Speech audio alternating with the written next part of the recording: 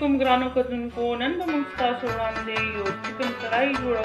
دا چکن کړای یو اتھنټک چکن کړای ده او دې جوړول ډېر زیات آسان دي. نو دې لپاره چې کوم څیزونه موږ له پکار دي هغه به موږ تاسو ته وښایو. یو څو پیسز موږ د چکن راخیستي دي او مسالو کې به موږ استعمالوو تور مرچ پاوډر، دنیا او زیره ټکولې، ګرمه مساله. ګرمې مسالې کې موږ زیره راخیستې ده، دارچیني یو ټوټه ده، یو دوه بې لیف دي او تور لونګ دي. مالګه به موږ ذایقې مطابق استعمالوو.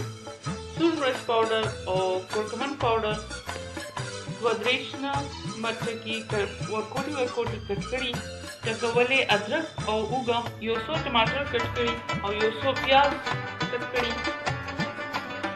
او اخر کې به موږ دې باندې اچوو دنیې شنې پاڼې. یو کړاهي کې موږ تیل واچول. چې تیل لږ ګرم شي نو بیا به موږ دې کې پیاز واچو. اوس به موږ دې کې پیاز واچو. پیاز به موږ لږ ساعت لپاره فرای کړو او دا موږ لږ ګولډن کوو او براون کوو نه، بس دا به سپین وي. چې لږ ټرانسپیرنټ شي نو هله به موږ بیا دې کې نور شیونه واچوو. نو پیاز زموږ ټرانسپیرنټ شولو، تقریبا موږ 2-3 منټه پوخ کړو. اوس به موږ دې کې دا ګرمې مسالې واچوو، دارچیني او بې لیف، لونګ، زیره، دا به موږ دې کې واچوو. یو څو سکنډه به موږ دا داسې لږ فرای کړو چې د دې اروما ریلیز شي پیازو کې. بیا به موږ دې کې اوس دا چکن واچو.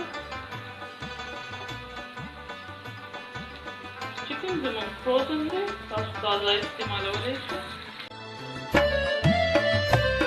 اوس به موږ چکن په دې پیاز او اویل کې سټر کوو، یعنې کوشش به کوو چې هر طرف نه دا ایونلی کوک شي. چکن داسې پخولو نه بس به دې کې موږ ادرک چې کوم موږ ټکولي دا به دې کې واچوو. شین مرچ کټ کړي به پکې واچوو او مکس به یې دا هر څه. نو اوس به موږ دې کې کټ کړي ټماټر واچوو، ځکه چې دې کې چې څومره چکن والا اوبه وې هغه هم ختمې شولې.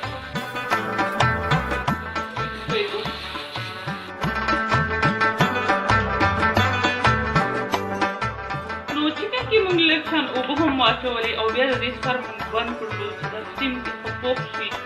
نو اوس اوبه چې کومې دي هغه ختمې شوې. اوس موږ دې کې مسالې واچوو. مسالو کې به موږ زیرې او دنیې پاوډر، کورکمن پاوډر او سور مرچ پاوډر واچوو. مالګه او تور مرچ او ګرمه مساله به اخري کې اچوو. دې کې رسې تقریبا نیمه پیاله برابر مستو واچوو. مکس به یې کوو چې دا لږ سواد لا پخه شي پکې.